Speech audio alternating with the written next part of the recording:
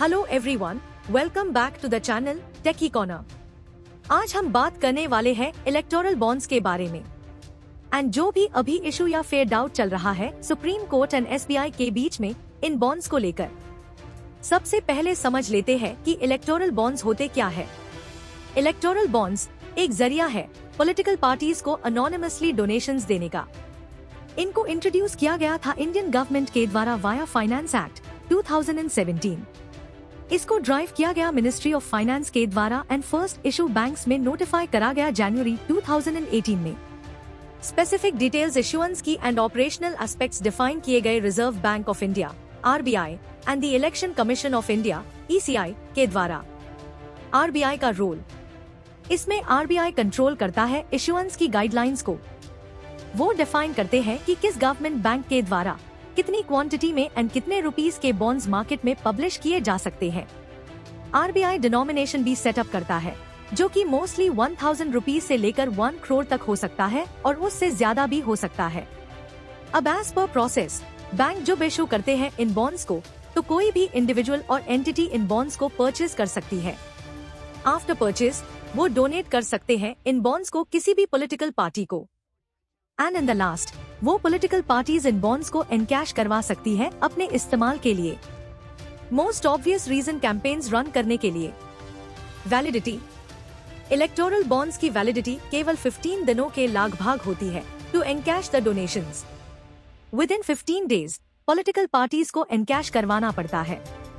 How does donation work and is there any taxation और tax redemption for the receiver and buyer accordingly? सबसे पहले political party और उस individual का और एंटिटी का लेजिटिमेट बैंक अकाउंट होना चाहिए अकॉर्डिंग टू RBI गाइडलाइंस। अब जो भी इलेक्टोरल बॉन्ड्स को खरीद रहा है उसको डायरेक्टली कोई टैक्स बेनिफिट्स नहीं मिलेंगे एंड जिस भी पॉलिटिकल पार्टी को वो पैसा जा रहा है उनको टैक्सेशन फाइल करते टाइम इस डोनेशन को एज एन इनकम शो करना पड़ेगा। रिपोर्टिंग एंड ट्रांसपेरेंसी, इसमें RBI मेक श्योर करती है कि बैंक्स मेंटेन करें इलेक्टोरल बॉन्ड्स के रिकॉर्ड्स को, ट्रांजैक्शंस को एंड सबमिट करें रिपोर्ट्स RBI को, और ये रिपोर्ट्स पीरियोडिकली भेजी जाती है इंडिविजुअल बैंक्स द्वारा RBI को। इस रिपोर्ट में डिटेल्स इंक्लूडेड होती है जैसे bond denomination, purchaser details, highly confidential, recipient political party की detail and date of issuance. ECI का role, the election commission of India monitor करते हैं कि बॉन्ड्स का इस्तेमाल सही तरीके एंड सही जगह पर किया जा रहा है या नहीं within electoral laws and regulations। ECI ये भी सुनिश्चित करता है कि कहीं कोई इलीगल मनी या फेयर ब्लैक मनी को तो इलेक्टोरल बॉन्ड्स के थ्रू वाइट करने की कोशिश तो नहीं कर रहा है। अब कुछ पॉलिटिकल पार्टीज पब्लिकली डिस्क्लोज करती है कि उन्हें कितना अमाउंट मिला इलेक्टोरल बॉन्ड्स के लिए एंड वो उसका किस तरह इस्तेमाल करने वाले हैं, जबकि कुछ पार्टीज ये डिस्क्लोज नहीं भी करती। अब जरा नजर मार लेते हैं टॉप 5 पॉलिटिकल पार्टीज पर जिनके पास सबसे ज्यादा डोनेशन आया है। नंबर 1 पर है बीजेपी। इनके पास टोटल 6060.5 करोड़ रुपीस का डोनेशन आया है। पार्टी ने 1771.57 करोड़ रुपीस निकलवाए थे अप्रैल और मई 2019 के बीच में। हमारे इंडिया का 2019 का इलेक्शन वर्ल्ड का मोस्ट एक्सपेंसिव इलेक्शन माना गया था जिसमें ओवरऑल $8.7 बिलियन का खर्चा किया गया था। ये रिपोर्ट दी गई थी ब्लूमबर्ग के द्वारा। दूसरे नंबर पर हमारे पास है द तृणमूल कांग्रेस, शॉर्ट में TMC। ये सबके लिए काफी सरप्राइजिंग था क्योंकि सभी को उम्मीद कांग्रेस से थी, लेकिन TMC के पास थे 1609.5 करोड़ का खजाना। इन्होंने भी अपने बॉन्ड्स एनकैश करवाए थे 196 crore in between April 2019 to April 2021, further 468 crore 2022 में, 562 करोड़ 2023 में एंड 130 करोड़ रुपीस जनवरी 2024 में। थर्ड नंबर पर हमारे पास है कांग्रेस। इनके पास 1421.8 करोड़ के टोटल डोनेशंस थे। इन्होंने 168 करोड़ 2019 में,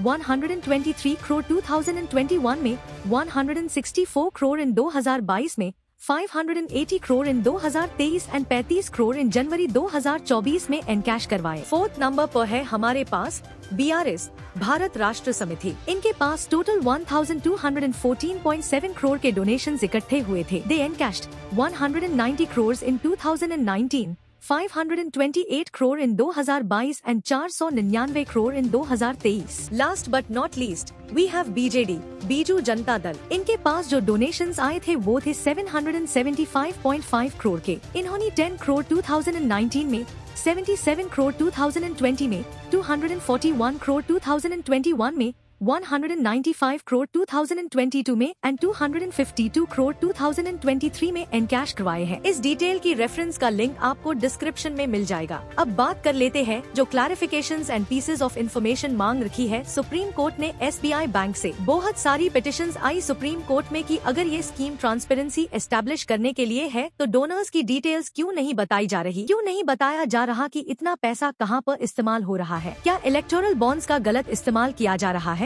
इन्हीं क्वेश्चन के चलते काफी सारे पिटिशंस मिले हैं सुप्रीम कोर्ट को। दूसरी तरफ सरकार है जिनका कहना ये है कि इलेक्टोरल बॉन्ड्स की हेल्प से इलेक्शंस कंडक्ट करवाने में सहायता मिलेगी और डोनेशन के सोर्सेज जानने का आम जनता को कोई हक नहीं है और न ही जरूरत है। एप्लीकेंट्स ने मांग की है कि मार्च 2018 से अप्रैल 2019 में बेचे गए 9,159 बॉन्ड्स की डिटेल्स का खुलासा किया जाए, जिनकी कीमत ऑलमोस्ट 4,002 करोड़ रुपीस की थी। सुप्रीम कोर्ट में 5 लोगों का पैनल इस मामले को सुन रहा है। दोनों तरफ के आर्ग्यूमेंट्स को सुना जा चुका है एंड सुप्रीम कोर्ट ने SBI एंड ECI को फिलहाल के लिए 12 अप्रैल 2019 से 15 फरवरी 2024 तक की डिटेल्स शेयर करने का आदेश दिया है। According to the applicant, SBI के द्वारा मार्च 2018 से लेकर अब तक 28,030 बॉन्ड्स बेचे गए थे, जिनकी वैल्यू 16,518 करोड़ रुपीस थी। प्रॉब्लम स्टेटमेंट ये है कि सिर्फ 18,871 बॉन्ड्स की डिटेल्स ही शेयर की गई है ECI की वेबसाइट पर,